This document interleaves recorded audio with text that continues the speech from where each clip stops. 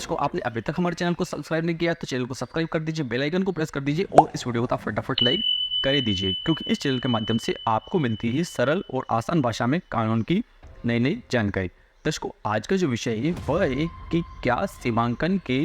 तुरंत पश्चात किसी व्यक्ति को यदि उसकी भूमि किसी अन्य व्यक्ति के कब्जे में निकलती है तो उस भूमि पर कब्जा कर लेना चाहिए या उसको धारा 250 का आवेदन पत्र प्रस्तुत करने के बाद ही जो है कब्जा करना चाहिए।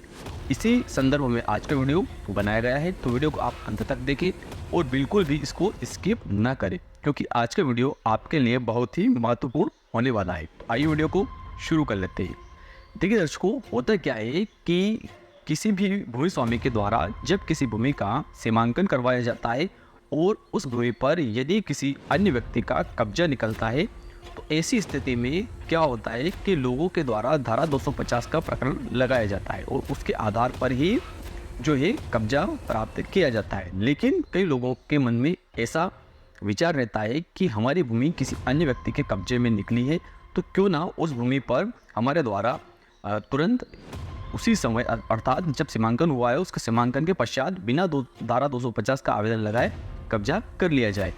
तो क्या इस प्रकार का कब्जा करना जो है वह उचित माना गया है या अनुचित माना गया है, और यदि इस प्रकार का आप कब्जा करते हैं तो क्या आपको भविष्य में किस प्रकार की परेशानी आ सकती है। तो इसी बात को लेकर यह वीडियो आपके लिए बनाया गया है। तो देखिए, होता क्या है कि जैसे आपने सीमांकन करवाया, बात को आप जो है समझना कि जैसे आपने सीमांकन करवाया तो जमीन तो आपके नाम पर है, लेकिन जब उसका पंचनामा बनता है, उसका प्रतिवेदन बनता है, जब आरआई और पटवारी महोदय मौके पर आते हैं और उनके द्वारा पंचनामा और प्रतिवेदन बनाया जाता है, उस प्रतिवेदन और पंचनामे में इस बात का उल्लेख किया जाता है कि जिस भूमि का सीमांकन किया गया है उसके संपूर्ण भाग पर या उसके किसी भाग पर जो है अनावेदक अर्थात विपक्षी का कब्जा पाया गया है। अब देखिए, इस बात को आप समझना कि जब ऐसा पंचनामा और प्रतिवेदन बन जाता है जिसमें कि अनावेदक अर्थात विपक्षी का कब्जा लिखा हुआ है, अब भूमि तो आपके नाम पर है लेकिन उसका जो कब्जा है वह किसका है, अनावेदक अर्थात विपक्षी का है। अब आपके द्वारा यदि उस भूमि पर तुरंत कब्जा कर लिया जाता है तो आपके पास में ऐसा कोई दस्तावेज नहीं रहेगा जिसमें इस बात का उल्लेख हो कि आपको उस भूमि का कब्जा प्राप्त हो चुका है। अब ऐसी स्थिति में क्या होगा कि यदि वह विपक्षी जो है वह आपको जो है 12 वर्षों के पश्चात आपको उस भूमि से बेदखल कर देता है और उस पर वापस से कब्जा कर लेता है, तो आपके पास में इस प्रकार का कोई दस्तावेज न होने के कारण कि उस भूमि का कब्जा जो है आपको विधिवत प्राप्त हो चुका था या आपके द्वारा उस पर कब्जा कर लिया गया था, इस संबंध में आपके पास में कोई दस्तावेज न होने के कारण विपक्षी के पास में जो पुराना सीमांकन हुआ था और उसमें उसका कब्जा पाया गया था और उस कब्जा पाए जाने के पश्चात उस कब्जा प्राप्ति के लिए आपके द्वारा कोई विधिवत कार्रवाई कर उस कब्जे को प्राप्त नहीं किया गया था, तो इस आधार पर जो ये विपक्षी ये कह सकता है कि मेरा इस भूमि पर जो है 12 वर्षों से अधिक समय से कब्जा है और मैं प्रतिकूल कब्जे के आधार पर इसका मालिक बन चुका हूँ। इस प्रकार से यदि आप सीमांकन के तुरंत पश्चात कब्जा कर लेते हैं तो इस प्रकार की परेशानी आपको भविष्य में आ सकती है। अब देखिए, यदि आप के द्वारा सीमांकन करवाया और सीमांकन में उस भूमि पर या उस भूमि के किसी भाग पर विपक्ष का कब्जा निकला तो धारा 250 का केस आपको क्यों लगाना चाहिए, इस बात को भी अब हम समझ लेते। तो देखिए, धारा 250 का केस आपको इसलिए लगाना चाहिए ताकि उससे आपके पास में एक रिकॉर्ड उपलब्ध हो जाएगा और उस रिकॉर्ड के आधार पर यह माना जाएगा कि आपको जो कब्जा है वह विधिवत प्राप्त हुआ है। अर्थात मेरी बात को आप समझ गए होंगे कि जब आप धारा 250 का केस लगाते हैं और धारा 250 का केस लगाने के बाद में जब विपक्षी पर कोई सूचना पत्र दिया जाता है, उस सूचना पत्र के पश्चात विपक्षी उपस्थित होता है और विपक्षी के उपस्थित होने के पश्चात यदि वह यह कहता है कि मैं कब्जा छोड़ना चाहता हूं, तो ऐसी बात भी न्यायालय अपने रिकॉर्ड पर ले लेगा और उसके अनुसार आदेश पारित कर देगा। लेकिन यदि वह व्यक्ति जो है वह यह कहता है कि मैंने जो है इनको अनुचित रूप से इनकी भूमि से बेदखल नहीं किया है और उचित रूप से बेदखल किया है, और संपूर्ण साक्ष्य एकत्रित करने के बाद में न्यायालय यदि इस निष्कर्ष पर पहुंचता है कि उस भूमि पर जो है अनावेदक अर्थात विपक्षी का जो है अवैध कब्जा है, तो उसको वहाँ से बेदखल करने के लिए न्यायालय आदेश पारित कर सकता है। तो ऐसी स्थिति में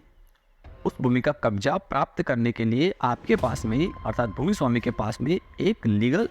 जो है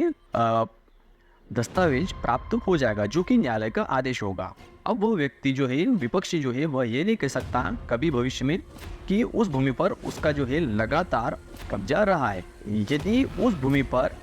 जो कि विपक्षी अर्थात अनावेदक के कब्जे में निकली है और अनावेदक भी उस भूमि को छोड़ना चाहता है और उस पर यदि आप कब्जा करते हो, तो इसमें अनावेदक अर्थात विपक्षी को किसी प्रकार की कोई आपत्ति नहीं है, तो ऐसी स्थिति में आप उस पर कब्जा कर सकते हो। लेकिन उसके लिए आपको क्या करना चाहिए कि जैसे आपने उस पर कब्जा किया, उसके बाद में 1 वर्ष के अंदर ही आपको उस भूमि का पुनः सीमांकन करवाना चाहिए, ताकि यदि आपके द्वारा पुनः सीमांकन करवाया जाता है तो उस सीमांकन में आपकी भूमि पर आपका ही कब्जा पाया जाएगा। और इस प्रकार का दस्तावेज आपके पास में उपलब्ध होने के कारण विपक्षी जो है वह आपको भविष्य में जो है प्रतिकूल कब्जे के आधार पर दावा लगाकर आपको परेशान नहीं कर सकता। इसलिए आपको इन दोनों बातों का ध्यान रखना चाहिए। यदि विपक्षी जो है वह उस भूमि का कब्जा आसानी से छोड़ना चाहता है, इसके लिए आपको सीमांकन के पश्चात कब्जा प्राप्त करने के बाद जो है 1 वर्ष के बाद फिर से उस भूमि का सीमांकन करवा लेना चाहिए। या यदि वह व्यक्ति जो अनावेदक है वह कब्जा नहीं छोड़ना चाहता है, तो ऐसी स्थिति में आपको धारा 250 का प्रकरण प्रस्तुत कर कब्जा प्राप्ति की कार्रवाई आपको करनी चाहिए। यदि आपके द्वारा ऐसा नहीं किया जाता है, तो जैसा कि मैंने पहले बताया, वह अनावेदक अर्थात विपक्षी जो है वह उस सीमांकन के आधार पर आपके विरुद्ध उस सीमांकन के 12 वर्षों के बाद या 12 वर्ष व्यतीत होने के पश्चात आपके विरुद्ध प्रतिकूल कब्जे के आधार पर